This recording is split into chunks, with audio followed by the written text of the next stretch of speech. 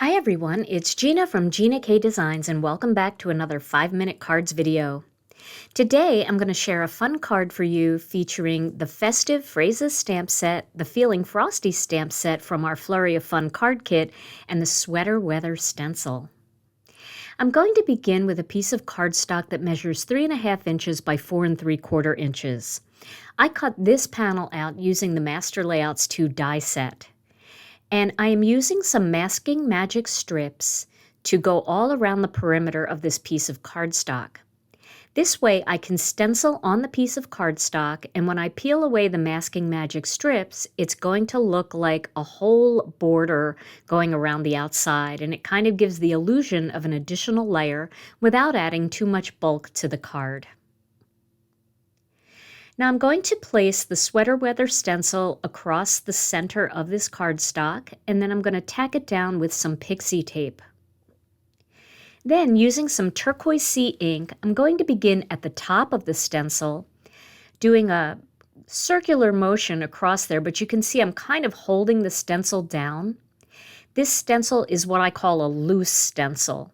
It's got a lot of parts that aren't attached so that you can slip the cardstock through and create borders. But because of that, you do have to hold it down a little bit to make sure that it doesn't jump around. Next, I'm going to use some medium lilac ink, and I'm going to go in a circular motion along the bottom. But then I'm going to do a scrubbing back and forth motion here where the stencil is very loose. And you can see blending that purple up into that turquoise creates a gorgeous wisteria color. Now I can peel the stencil off and you can see that sweater pattern. But I'm going to use whatever ink is left on those brushes, and I'm going to fill in all around the perimeter and also across the center so that when I peel the Masking Magic strips off, those borders will be nice and crisp and white. This is my favorite part of Masking Magic, is to peel the borders off. Look how pretty and crisp that pattern looks, and it looks like there's a border around the outside. Now I'm going to add the Merry and Bright greeting from the Festive Phrases stamp set, and I'm going to stamp that in black ink. I'm going to put it off to the left, but you could reverse this and put it off to the right if you want.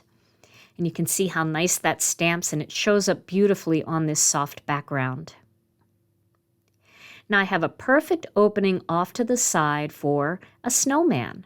So I stamped the snowman from the Feeling Frosty stamp set, and I've been coloring it with Copic Markers.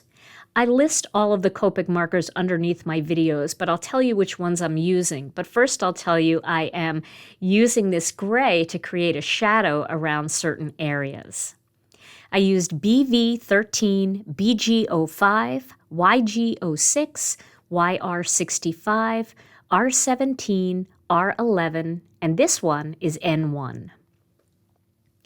Now, using a Copic colorless blender pen, I'm doing some diagonal lines across the top of the hat. And this is going to lighten up where those lines are, and then I'm going to turn it and do the opposite direction to create a nice little plaid pattern across the top of the hat.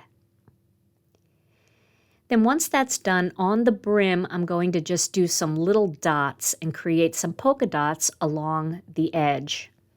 And I always go over it twice, and that really makes the color jump out a little more.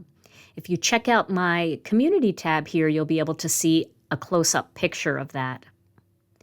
Then I'm going to pop this little guy right here with some foam squares to give the card a little bit of dimension. Now, instead of coloring the lights on the string, I decided that I would add some little dots of glue, and then I would use some pearls.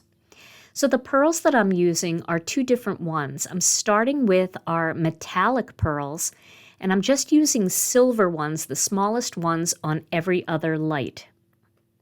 Then once I have all of those in place, I'm going to go back and add the blue ones. They're kind of a turquoise blue color, and they're just perfect for this little string of lights. They match the card perfectly, and they give the card that little bling that every holiday card should have. Well, I hope you enjoyed today's 5-minute cards video, and I hope you'll give this one a try. Stay tuned to my channel for more 5-minute card videos and more Stampin' Chat videos too. Thanks so much for joining me, and I'll see you again real soon.